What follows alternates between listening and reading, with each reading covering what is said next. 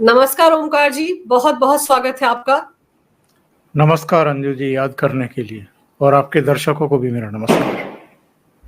Sir, Akhilesh Yadav इतने क्यों बौरा गए हैं? जेपी जयंती के नाम पर इतना रायता क्यों फैलाया आज उन्होंने? देखिए, एक तो 10 सीटों का उपचुनाव, दूसरे हरियाणा का नतीजा। तो ये दो घटनाएं ऐसी हैं, या दो विषय ऐसे हैं जिनकी वजह से अति सक्रियता दिखाई दे रही है। लेकिन मुझे मजाक इसलिए लग रहा है, ये सब नाटक नौटंकी इसलिए ज्यादा लग रहा, पाखंड इसलिए ज्यादा लग रहा है क्योंकि अगर हम जयप्रकाश नारायण के कुल व्यक्तित्व को, कुल विचारों को, कुल सिद्धांतों को और जो उन्होंने किया उसको जब देखते हैं, उसका जब आकलन करते हैं, तो ये सिवाय पाखंड के और कुछ नहीं लगता है। अब मुझे बताइए कि इमरजेंसी क्यों लगाई थी, किस लिए लगाई थी और किसने लगाई थी। 25 जून 1975 रामलीला मैदान में ह्यूज रैली थी जयप्रकाश नारायण की, और उन्होंने सेना से, पुलिस से, अर्धसैनिक बलों से ये कहा था कि साहब, अगर आपको लगे कि आपको गलत आदेश दिया जा रहा है तो आप मानने से इनकार कर देना। यानी जो एक दमन चक्र इंदिरा गांधी चला रही थी उस समय विपक्षी दलों पर आवाज को दबाने के लिए, तो उस पर जयप्रकाश नारायण ने उस रैली में कहा था। अच्छा, जयप्रकाश नारायण तो इतने सीधे, सरल और सच्चे आदमी थे। वो रैली को संबोधित किया, और जो गांधी शांति प्रतिष्ठान है, वहाँ आईटीओ के आगे जब चलते हैं, वहां पर मच्छरदानी लगा करके अपना रात को सो रहे थे। जब पुलिस ने उनको उठाया कि साहब इमरजेंसी लग गई है और आपको हमारे साथ चलना है। इसी तरीके से पूरे देश में अटल जी जहाँ थे, अडवाणी जी जहाँ थे, चौधरी चरण सिंह जहाँ थे, सबको रातों रात उठाया गया, गिरफ्तार कर लिया गया। ये जो लोकतंत्र की बात करते हैं ना, ये सारे के सारे मिल करके, इनको बताया जाना चाहिए, आज की पीढ़ी को बताया जाना चाहिए कि इन्होंने लोकतंत्र की हत्या कैसे की थी, विपक्ष को किस तरीके से दबाया था, कैसे उनको गिरफ्तार किया था, मीडिया पर दमन चक्र कैसे चलाया था। इंडियन एक्सप्रेस को छोड़ करके बाकी सारा उस समय का जो प्रिंट मीडिया था, वो घुटनों की के बल जो है रेंग रेंग रहा था। आई.के. गुजराल ने तो इंदिरा गांधी की बात मानने से मना कर दिया था कि दमन चक्र चलाओ, मीडिया का जब मुंह बंद करो, सेंसरशिप थोपो, सब कुछ हमारे कहने पर ही छपेगा, कुछ भी अपनी मर्जी से नहीं छापेंगे। आई.के. गुजराल ने हाथ खड़े कर दिए। उनकी जगह फिर ये विद्याचरण शुक्ला को लेकर के आई, तो विद्याचरण शुक्ला ने वो दमन चक्र चलाया। कहने का आशय ये है कि जो जयप्रकाश नारायण इंदिरा गांधी के दमन चक्र का विरोध कर रहे थे और जिन्होंने एक आंदोलन खड़ा किया था, सारे विपक्ष को इकट्ठा किया था, आज उन्हीं जेपी के उस पूरे सपने को, पूरे आंदोलन को ये मिट्टी में मिला रहे हैं और कांग्रेस की गोद में जाकर के बैठे हुए हैं। जिस कांग्रेस के खिलाफ जेपी ने पूरे विपक्ष को एकजुट किया था, 1977 में इंदिरा गांधी के अहंकार को चूर चूर करते हुए उनको सत्ता से बाहर कर दिया था, और पूरे उत्तर भारत के इन राज्यों में कांग्रेस का सफाया हो गया था। वो तो दक्षिण था जहां से प्राणवायु मिल गई थी और 155 के आसपास सीटें आ गई थी कांग्रेस की, वरना इंदिरा गांधी तक चुनाव हार गई थी रायबरेली से। 1977 में राजनारायण ने उनको हरा दिया था। तो भाई, आप इतिहास तो देख लो। आप कहते हो कि साहब हम तो जेपी आंदोलन के गर्भ से पैदा हुए हैं, लालू जी भी, नीतीश जी भी, सब जेपी के गर्भ से पैदा हुए हैं। जेपी ने कहा था कि अपने परिवार के 32 लोगों को आप अलग अलग पदों पर बैठा दो, किसी को जिला पंचायत में चेयरमैन बना रखा है, किसी को किसी बोर्ड में, किसी को किसी नगर निगम में एमएलए के टिकट दे रखे हैं, मेंबर ऑफ पार्लियामेंट बना रखा है। सारे खानदान को ही आपने जो है एक तरीके से सत्ता की रेवड़ियां और पावर की रेवड़ियां बांटी हुई हैं, पद बांटे हुए हैं। ये जयप्रकाश नारायण कह के गए थे, ये था उनका समाजवाद। तो ये ड्रामे, ये पाखंड बंद होने चाहिए। या तो आप कांग्रेस की गोद में मत बैठो और अगर बैठ गए हो तो फिर जेपी का आपको नाम लेकर के राजनीति करने का कोई अधिकार नहीं है। बिल्कुल। और मैं आपको बताऊं, ये जो कुछ चल रहा है पिछले 2 साल से, योगी आदित्यनाथ ने इनको एक्सपोज करने के लिए ही एक्चुअल में वहां पर जो अंतर्राष्ट्रीय केंद्र इन्होंने बनाया था 2013 में, वहां पर जेपी तालाबंदी सेंटर। की हुई है और इनको रोका है ताकि लोगों को पता लग जाए कि ये जेपी का नाम लेकर के राजनीति जरूर करते हैं, लेकिन एक्चुअल में ये जेपी के विचार, उनकी नीतियों, उनके सिद्धांतों की हत्या कर चुके हैं कांग्रेस की गोद में बैठ करके। तो ये योगी आदित्यनाथ की और भारतीय जनता पार्टी की बहुत सोची विचारी रणनीति है और ये एक्सपोज हो गए हैं इसमें पूरी तरीके से। पर सर, आप ये सोचिए कि जब वो बताया जा रहा है, वो जो जेपी सेंटर है जहां इन्होंने पिछले साल भी जाने की कोशिश की थी, तब तो शायद दीवार फांद कर पहुंच गए थे, इस बार भी उनको रोका गया और वहां पर कंस्ट्रक्शन का काम चल रहा है, वहां पर कोई व्यवस्था ही नहीं है कि आप जाकर माल्यार्पण कर सके। तो दिक्कत क्या थी सर? मतलब एक विपक्षी पार्टी के नेता हैं, इतनी बातें तो इनको समझ में आनी चाहिए। और फिर इनकी सुरक्षा को लेकर भी सवाल है। अगर ये बातें राज्य के मुख्यमंत्री कह रहे हैं, प्रशासन कह रहा है, तो मानने में बुराई क्या है? लेकिन रात के अंधेरे में आप पहुंच जाते हैं, वहां टीन जो आसपास लगाया गया उस पर स्लोगन लिख कर आ जाते हैं। क्या मतलब है इस बात का सर? ये छिछोरे कॉलेज के जो लड़के होते हैं वैसी हरकत नहीं कर रहे हैं अखिलेश यादव। 2013 में वो अध्ययन केंद्र बनाने का फैसला किया गया, उसमें म्यूजियम, उसमें कुछ स्पोर्ट्स की गतिविधियां, कुछ दूसरी चीजें, ये सब कुल मिलाकर के 3 साल के भीतर 850 करोड़ रुपया खर्च कर दिया गया इस जेपी सेंटर पे। जेपी सेंटर पर 850 करोड़ रुपया खर्च कर दिया गया। इसके बाद लखनऊ विकास प्राधिकरण, जब 2017 में योगी आदित्यनाथ आ गए तो इसका कामकाज रोक करके और इसकी जांच पड़ताल कराई गई कि इतना पैसा खर्च हुआ है, ये गड़बड़ियां कहाँ क्या कैसे हो रही हैं। और चूंकि उसका एक पुनर्विचार होना था उस पर, इसको आगे बढ़ाएं नहीं बढ़ाएं, क्योंकि जो जन कल्याण की दूसरी योजनाएं हैं वो सीधे तौर पर प्रभावित हो रही थी। और इस तरह के सेंटर की ज़रूरत कितनी है, रिलीवेंसी कितनी है, सार्थकता कितनी है, वो सब चीज़ें पॉइंट भी थे।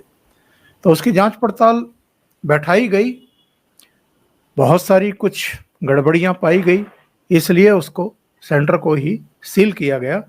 और उसकी वजह से चूंकि वहां पर बहुत सारा लोहे का सरिया और बजरी और पता नहीं क्या क्या निर्माण के सामान पड़े हुए हैं, तो वो पूरा झाड़ झंकाड़ जो है वहां पर पूरा खड़ा हो गया है। गोमती नगर में ताज होटल के पीछे है, और वहां पर अब ऐसे में जब इस तरह की चीजें होती हैं तो तमाम तरह के उसमें पशु भी, पक्षी भी, सांप भी और दूसरी चीजें भी, वो तो अपने आप ही पैदा हो जाएंगी।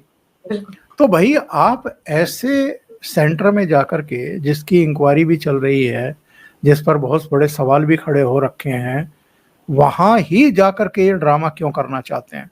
वो दीवार फांद करके नहीं गए थे पिछली बार, ये दरवाजे के ऊपर से कूद करके गए थे। और इस बार भी इनका सपना कुछ वैसा ही प्रदर्शन करने का था। मीडिया का एक पार्ट तो इनके साथ हमेशा रहता ही रहता है, तो इस बार भी वैसा ड्रामा करने की इनकी इच्छा थी। तो इस बार योगी सरकार ने जो है, योगी सरकार भी नहीं, मैं तो कहूँगा कि लखनऊ विकास प्राधिकरण ने इस बार उस गेट को भी कवर करा दिया लोहे की शेड्स लगा करके, कि भाई इस तरह की कोई हरकत ना हो जैसी पिछली बार की गई थी। तो इसीलिए आग लगी हुई है। पर सर, ये किस तरह की बौखलाहट है? क्या अपने आप को सुर्खियों में रखने के लिए, या फिर ये जो 10 उपचुनाव होने उस पे रेलिवेंस बना रहे? क्योंकि आप देखिए पिछले दिनों किस तरह की समाजवादी पार्टी के नेताओं पर आरोप लगे हैं, उन आरोपों पर तो चुप्पी साध लेते हैं अखिलेश यादव, लेकिन इस तरह की हरकतों में लगे रहते हैं ताकि सुर्खियां बनी रहे और उनको व्यक्तिगत तौर पर योगी पर आरोप लगाने का मौका मिल जाए। क्योंकि यहाँ पर भी कह रहे हैं कि देखिए इसको बेचने की साजिश हो रही है, ये जो जेपी सेंटर है इसको योगी सरकार बेचना चाहती है। देखो, विपक्ष जो है वो झूठ बोलने में तो अव्वल है। एक वो कृष्ण बिहारी नूर का एक शेर है, उन्होंने लिखा है कि सच घटे या बढ़े तो सच ना रहे। यानी सच तो सच है, वो ना घट सकता है ना बढ़ सकता है। सच घटे या बढ़े तो सच ना रहे, और झूठ की तो कोई इंतहा ही नहीं है। तो झूठ की तो कोई इंतहा है नहीं। इन्होंने कौन कौन से झूठ नहीं बोले हैं। भारतीय जनता पार्टी को बदनाम करने के लिए, योगी आदित्यनाथ को बदनाम करने के लिए, प्रधानमंत्री नरेंद्र मोदी को, उनकी गवर्नमेंट को बदनाम करने के लिए, संविधान बदल जाएगा ये पता नहीं हम कब से सुन रहे हैं, और किस किस तरह की अफवाहें लगातार ये लोग करते आ रहे हैं। इस बार भी इन्होंने कम झूठ बोले थे क्या कि साहब अगर 400 सीटें आ गई तो आरक्षण छीन लिया जाएगा। इन लोगों के झूठ की तो कोई इंतहा है नहीं अंजू जी। और वो कहते भी हैं कि झूठ जो है वो कितने लंबे समय तक चल सकता है। तो झूठ का भंडाफोड़ हुआ है, लोग असलियत समझ पाए हैं, और संभवतः राहुल गांधी को हरियाणा में जो झटका लगा है, कांग्रेस को जो झटका लगा है कि आप बार बार लोगों की आंखों में धूल नहीं झोंक सकते। झूठ बोल करके आप साजिशें रच करके सत्ता में वापसी नहीं कर सकते, और उसका असर मुझे अब यहाँ भी दिखाई दे रहा है, उत्तर प्रदेश में भी। मैं शो से पहले आपको बता रहा था कि 2019 से लेकर के 2024 तक ये कांग्रेस पार्टी कितने राज्यों में चुनाव अब तक हार चुकी है, जिसको कभी सो कॉल्ड मेन स्ट्रीम का मीडिया कभी दिखाता भी नहीं है, बताता भी नहीं लोगों को कि साहब ये कितने चुनाव हारे हैं। मैं संक्षेप में बता देता हूं। 2019 में ये हरियाणा में हारे थे, महाराष्ट्र में हारे थे, अरुणाचल प्रदेश में हारे थे, आंध्र प्रदेश में हारे थे, उड़ीसा में हारे थे, सिक्किम में हारे थे। केवल झारखंड में जेएमएम की वजह से ये सत्ता में आए थे, छोटी पार्टी बन करके। 2020 में ये बिहार में हारे, ये दिल्ली भी हारे। 2021 में ये असम हारे, ये केरल हारे, ये पांडुचेरी हारे, ये पश्चिम बंगाल भी हारे। तमिलनाडु में चूंकि डीएमके बड़ी पार्टी थी और एआईएडीएमके के खिलाफ एक एंटी इनकम्बेंसी थी, तो वो सत्ता में आए और साथ में ये भी बोनस के तौर पर आ गए। 2022 में गुजरात में हारी कांग्रेस, गोवा में हारी, मणिपुर में हारी, पंजाब में इनकी सरकार थी वहाँ हारी, उत्तर प्रदेश हारी, उत्तराखंड हारी, और जो लास्ट में चुनाव हुए थे गुजरात और हिमाचल के, तो हिमाचल में ये सत्ता में आ गए थे। 2023 में यानी एक साल पहले ही देखो ये कौन कौन से बड़े स्टेट हारे थे। ये छत्तीसगढ़ हारे, ये मध्य प्रदेश हारे, ये राजस्थान हारे, ये मिजोरम हारे, और केवल 2 स्टेट जो है ये जीते थे, तेलंगाना और कर्नाटका। 2024 में भी आप देख लीजिए हरियाणा हार गए अभी। इससे पहले ये उड़ीसा हारे, ये सिक्किम हारे, ये अरुणाचल हारे, ये आंध्र प्रदेश भी हारे, और अभी अगर जम्मू कश्मीर में सत्ता में आएंगे तो नेशनल कॉन्फ्रेंस की वजह से आएंगे। तो ये है कांग्रेस की असलियत और विपक्ष की असलियत। तो अखिलेश यादव को ये लग रहा है कि ये ताज़ा अभी कांग्रेस वालों को जख्म मिला है, और इन लोगों को सबको पता लग रहा है कि हरियाणा में अगर भारतीय जनता पार्टी ने वापसी की है तो इसकी वजह ये है कि जो हिंदू बांटने में ये कामयाब हो गए थे लोकसभा चुनाव में, वो हिंदू अब फिर से एकजुट हो रहे हैं। उन लोगों को ये लग रहा है कि भाई थोड़ी गलती हो गई, हम घरों से बाहर नहीं निकले, हमने वोट नहीं डाला, हम जाति पाति में बट गए। अगर हम नहीं बटते तो उत्तर प्रदेश में ही अकेले भारतीय जनता पार्टी की 29 सीटें कम नहीं होती, और वो 29 सीटें अगर मिल जाती इनको तो बहुमत तो सीधा था, 271 सीटें हो जाती, भारतीय जनता पार्टी की 29 सीटें आती।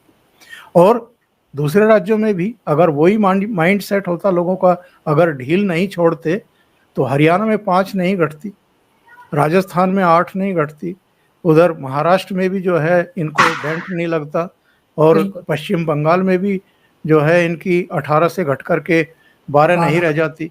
तो कहने का आशय ये है कि हिंदुओं को अब रियलाइजेशन हो रहा है, उनकी समझ में आ रहा है कि ये जो योगी आदित्यनाथ ने कहा था कि बटोगे तो कटोगे, तो वही हाल जो है इनका होगा। इसलिए मैं ये मान करके चलता हूँ कि हरियाणा से वापसी हो रही है हिंदुओं की एकजुटता की, और ये कारवां आगे बढ़ने वाला है। ये झारखंड और महाराष्ट्र में आपको दिखाई देगा, और अखिलेश यादव को ऐसा लग रहा है कि ये जो 10 सीटों का उपचुनाव होने जा रहा है, कहीं ये 10 की 10 सीटें भी इस हरियाणा की हवा में और हिंदुओं की एकजुटता में इनके हाथों से ना निकल जाएं। हालांकि इन 10 में से केवल 5 सीटें ही समाजवादी पार्टी के पास थी। पर सर, इसका मतलब तो सीधा सीधा है कि अब अखिलेश यादव जो है 6 सीटों पर तो उन्होंने अपने कैंडिडेट उतार दिए 10 में से, ये जो उपचुनाव वाली है, कांग्रेस को पूछा तक नहीं। तो कांग्रेस की जो हालत हरियाणा में हुई है, हिंदू वोट एकजुट हुआ है, उसके चलते आप देखिए कैसी बाजी वहां पर पलटी। जो रायता ये फैलाने की कोशिश कर रहे थे, बांटने की, वो सब धरा का धरा रह गया। तो अखिलेश यादव हरियाणा के नतीजों से डर गए हैं, और अब कांग्रेस से भी उनको डर लग रहा है कि अगर कांग्रेस को साथ में ले लिया, पता चला कि हरियाणा वाला हाल यहां पर भी हो गया। इसलिए 6 सीटों का उन्होंने पहले ही अपने उम्मीदवारों के नामों के अनाउंसमेंट कर दिए, और बची खुची की भी अनाउंसमेंट वो करने वाले हैं। तो किनारा कर रहे हैं वो कांग्रेस से इस वक्त राहुल से। हरियाणा के नतीजे आने के बाद जो इनके सहयोगी दल हैं उनके नेताओं के ही बयानों पर अगर नजर डाल लें, उमर अब्दुल्ला ने क्या कहा? उन्होंने कहा कि गहराई से विचार करने की जरूरत है, आत्ममंथन करने की जरूरत है, कांग्रेस को उन कारणों को पहचानने की जरूरत है जिनके चलते हरियाणा में उसकी ये करारी हार हुई है। प्रियंका चतुर्वेदी, उद्धव ठाकरे की पार्टी की नेता, उन्होंने तुरंत भारतीय जन हाँ, कांग्रेस की भी स्पोक पर्सन रही। हाँ। उनकी तपस्या में कमी रह गई थी, इसलिए उनको राज्यसभा में नहीं भेजा गया, तो फिर वो उद्धव ठाकरे के पास चली गई थी। तो वो प्रियंका चतुर्वेदी ने भारतीय जनता पार्टी को बधाई देते हुए सीधे कांग्रेस पर अटैक किया। संजय राउत ने सामना में भी लिखा और कैमरों पर भी कहा कि साहब, चूंकि सबको साथ लेकर के नहीं चलती है कांग्रेस, और अहंकारी है और अति आत्मविश्वासी भाव जो है उसको हरियाणा में ले डूबा। उसको लगा कि यहाँ तो हम अकेले ही सत्ता की मलाई खा सकते हैं, तो दूसरों को साथ लेने की क्या जरूरत है। इसके बाद आप देख लीजिए बाकी लोगों के बयान भी, जो इनके संगी साथी हैं, साकेत गोखले जो टीएमसी के सांसद हैं, उन्होंने भी यही कहा कि अहंकार ले डूबा, अति आत्मविश्वास ले डूबा, और जो छोटे दल हैं इंडिया अलायंस के, उनके प्रति जो इनकी हे दृष्टि है, वो अप्रोच इनकी ले डूबी।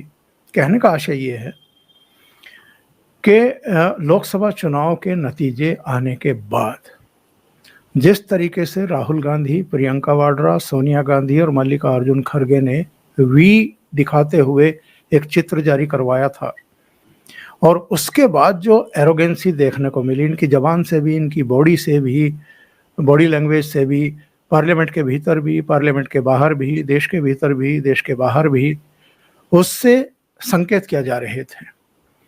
ये खुद भी दावा कर रहे थे, मुझे भी बताने की जरूरत नहीं है, बस खाली दर्शकों को मैं उनकी स्मृति ताजा कर देता हूं। ये कह रहे थे कि साहब, हम तो जीत गए हैं और मोदी जी हार गए हैं, और मोदी जी चूंकि बहुमत नहीं लाए हैं, तो इसलिए नैतिक दृष्टि से उनको प्रधानमंत्री पद की शपथ भी नहीं लेनी चाहिए।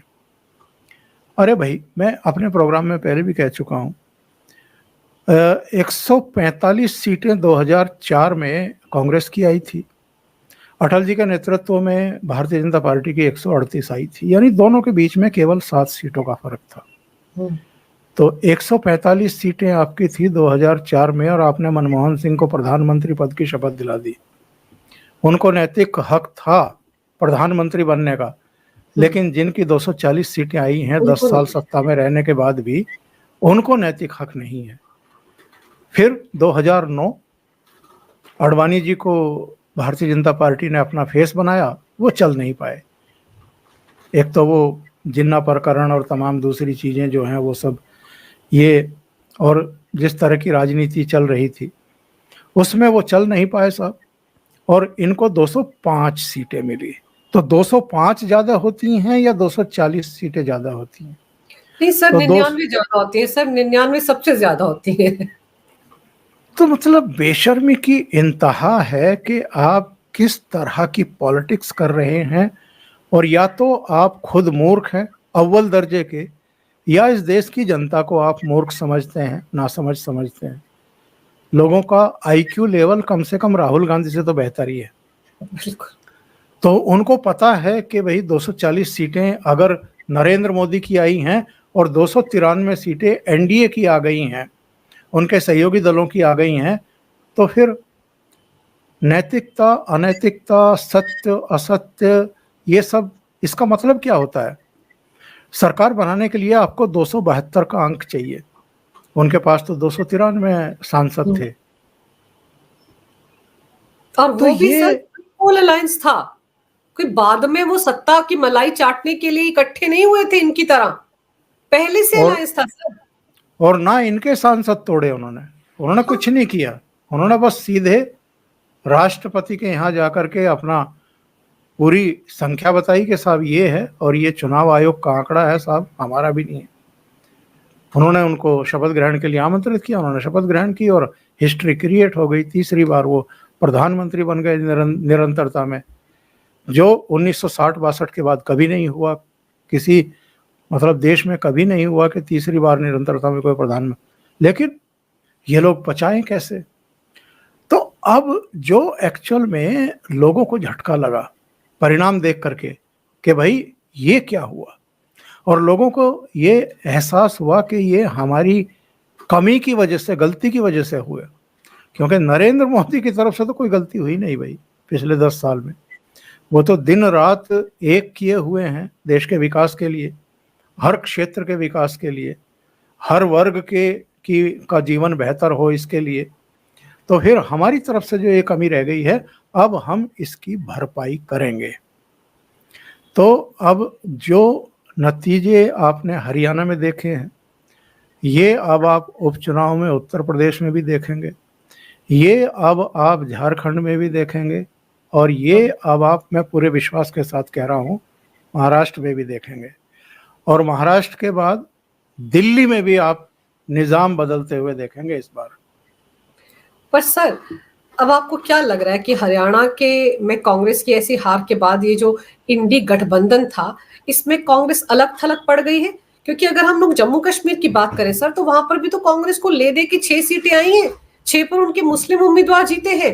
और सीधा सीधा और अभी तो 2 या 3 लोग शामिल भी हो गए नेशनल कॉन्फ्रेंस में, दूसरी पार्ट इंडिपेंडेंट। तो उनको तो मुझे ऐसा लग रहा है कि इनकी जरूरत ही नहीं है, अपने बलबूते नेशनल कॉन्फ्रेंस सरकार बना लेगी। और वहां पर भी पिछलग्गू की तरह चिपके हुए हैं ये लोग, दावा कर रहे हैं कि इंडी गठबंधन की सरकार बन रही है। सर, हाई टाइम है कांग्रेस के लिए समझने के लिए, लेकिन मुझे लग रहा है कि अब इंडी गठबंधन में तोड़फोड़ होना जरूरी है। ये लोग अलग हो ही जाएंगे, कम से कम कांग्रेस को तो ठेंगा दिखाने वाले बाकी गठबंधन के पार्टनर। जम्मू कश्मीर में भी देखिए ना क्या हुआ है। जम्मू कश्मीर में रिजल्ट आए हुए आज 11 अक्टूबर है, 8 अक्टूबर को रिजल्ट आ गए थे। 2 दिन तक कांग्रेस चुप्पी साधे बैठी रही। कल शाम तक भी इन्होंने समर्थन का पत्र अपनी तरफ से नहीं भेजा। कल शाम को उमर अब्दुल्ला ने कहा, कल बल्कि परसों शाम ही कह दिया था कि हम 24 घंटे का समय कांग्रेस को दे रहे हैं। इनका एटीट्यूड देखते हुए उन्होंने कहा था कि 24 घंटे का समय दे रहे हैं कि वो अपना समर्थन पत्र हमें दें, ताकि हम उपराज्यपाल के पास जाकर के सरकार बनाने का दावा कर सकें, पेश कर सकें। 24 घंटे भी ख़त्म हो गए। तो उमर अब्दुल्ला ने ये बयान क्यों दिया? क्योंकि उनको लगा कि एमएलए हमारे पास आ रहे हैं, निर्दलीय आ रहे हैं, दूसरे आ रहे हैं, हमें दिक्कत नहीं है, हम सरकार बना लेंगे। और वहाँ जितने एमएलए मतलब छोटे दलों के या निर्दलीय जीत करके आए हैं, उसमें कोई दिक्कत है भी नहीं उनको। अब जाकर के पता लग रहा है कि साहब कांग्रेस अपना समर्थन पत्र देगी, लेकिन वो डिप्टी स्पीकर चाहती है, वो 2 कैबिनेट मंत्री चाहती है। मतलब सौदेबाजी कर रहे हैं उमर अब्दुल्ला और फारूक अब्दुल्ला से बैठ करके। 6 सीटें यानी जीतने वाले। हाँ, 6 सीटें जीतने वाले। मतलब 32 सीटें आपको लड़ने के लिए दी और आप केवल 6 सीटें निकाल करके ला रहे हो, 26 सीटों पर हार रहे हो। और यहाँ भी बेशर्मी के साथ आप विधानसभा में डिप्टी स्पीकर भी मांग रहे हैं, 2 कैबिनेट मंत्री भी मांग रहे हैं। तो देखिए, मुझे तो बड़ा दिलचस्प लग रहा है जम्मू कश्मीर में, पर अभी इतनी जल्दी शायद ये लोग कोई गलत संदेश ना देना चाहें, क्योंकि अब आने वाले झारखंड में भी साथ ही रहना है, महाराष्ट्र में भी साथ ही रहना है। अलग अलग रहेंगे तो सबके सिर पिटेंगे इनके। तो इनको उम्मीद है कि जैसे इन्होंने महाराष्ट्र में कम से कम लोकसभा चुनाव में परफॉर्मेंस किया है, तो एक उम्मीद बन जाती है ना कि शायद विधानसभा में भी जनता वैसा ही रिएक्ट करेगी। पर चूँकि चीज़ें बदल गई हैं, लोगों की सोच बदल रही है, लोगों को प्रायश्चित है। वो प्रायश्चित हम अलग अलग जगहों पर देख रहे हैं। हमने संजौली शिमला में देखा, हमने मंडी में देखा, हमने बिलासपुर में देखा, हमने अभी हरियाणा में देखा। तो हिंदू एकजुट हो रहा है और अब अलग तरीके से ही और आक्रामक तरीके से रिएक्ट कर रहा है। ये रिएक्शन हमें महाराष्ट्र में भी दिखाई देगा और झारखंड में भी दिखाई देगा। सर आप ये सोचिए कि इनकी तो नजरें श्री माता वैष्णो देवी सीट पर भी थी। इनको लग रहा था कि वहां पर भी शायद बीजेपी हार जाएगी, और फिर वो जो फैजाबाद की सीट को इन्होंने अयोध्या के साथ जोड़कर देखा, बद्रीनाथ में जो हुआ, उस तरह का प्रोपेगेंडा चलाने की पूरी तैयारी थी। लेकिन देखिए वहां पर तो कांग्रेस के उम्मीदवार की जमानत ही जब्त हो गई। इस तरह से हिंदू एकजुट हुआ है, तो ये तो एक बहुत स्ट्रॉन्ग मैसेज इनके लिए जा रहा है ना सर। लोगों के मन में आप सही कह रहे हैं कि कहीं ना कहीं उनको दुख है कि वो घरों से बाहर नहीं निकले या जातियों में बट गए, और उन्होंने मोदी सरकार के हाथ उतने मजबूत नहीं किए जितने उनको करने चाहिए थे। 6 एमएलए जो कांग्रेस के जीत के आए सारे के सारे मुसलमान हैं। हाँ, एक भी हिंदू नहीं जीता है। तो आप अंदाजा लगाइए कि पूरे जम्मू रीजन में भी कांग्रेस किस तरह अलग थलग पड़ी है और एक्सपोज हुई है। और इस बात को तो उमर अब्दुल्ला और फारूक अब्दुल्ला समझ रहे होंगे ना कि हमने अगर इनको 32 सीटें दी थी लड़ने के लिए, और उनमें से भी अधिकांश इसी क्षेत्र में थी, जम्मू क्षेत्र में ही थी, तो ये तो मतलब हिंदू इनके साथ है ही नहीं, तो इनका अचार डालेंगे क्या आगे। तो जब ये हिंदुओं का रिप्रेजेंट, केवल 2 हिंदू एमएलए जीत करके आए हैं, वो भी नेशनल कॉन्फ्रेंस के, एक नौशेरा से और एक रामबन से, बाकी तो उनके भी सारे मुस्लिम ही जीत करके आए हैं। ये तो अगर भारतीय जनता पार्टी के 29 ना होते तो जम्मू कश्मीर विधानसभा में हिंदू जो है वो टॉर्च लेकर के देखना पड़ता कि कहाँ है। तो ये संकेतक हैं एक्चुअल में कि आगे की राजनीति किस तरह की होने वाली है। और जिस तरह के बयान अभी हाल में योगी आदित्यनाथ के, प्रधानमंत्री नरेंद्र मोदी के, संघ प्रमुख मोहन भागवत के आए हैं, ये भी अब शो करते हैं कि अभी तक जो नरेंद्र मोदी बोल नहीं रहे थे, हिंदुत्व पर नहीं बोल रहे थे, मुस्लिमों पर नहीं बोल रहे थे, मुस्लिमों की जातियों पर नहीं बोल रहे थे, तो एक लिहाज था। पर जब सामने वाले लिहाज ही नहीं कर रहे हैं, मतलब पूरा नग्न अवस्था में उतरने को तैयार हैं, और वो सबको दिखाई दे रहा है, इनकी नग्नता इनकी सबको दिखाई दे रही है, तो नरेंद्र मोदी को भी लगा कि हम कितना नुकसान उठाएंगे, तो इसलिए एक्सपोज करना बहुत जरूरी है। तो अब उन्होंने भी एक्सपोज करना शुरू किया है और इस चीज़ को सबने पसंद किया है, जो नरेंद्र मोदी का रुख अभी निकल करके सामने आया है। सब कह रहे हैं कि यही नरेंद्र मोदी चाहिए। सर आपको बैक फुट पर बैठकर नहीं खेलना, आपको फ्रंट फुट पर आना ही पड़ेगा जब सामने वाले इतने निर्लज होकर तमाम तरह के आरोप लगाते हैं।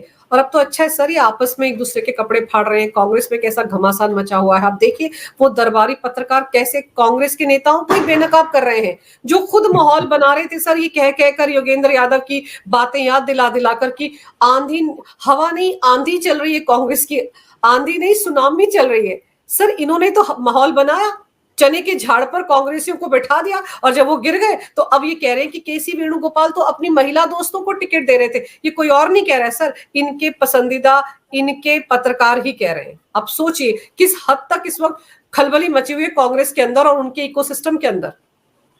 मैं आपको सच बताऊं, ये जो पूरा इकोसिस्टम है और ये जो कांग्रेसी और वामपंथी पत्रकार हैं जो अपनी अपनी दुकानें खोले बैठे हैं, और कोई यूं यूं करके अपने प्रोग्राम शुरू करता है और कोई दूसरे तरीके से करता है, मैं इनके प्रोग्राम देखता ही नहीं।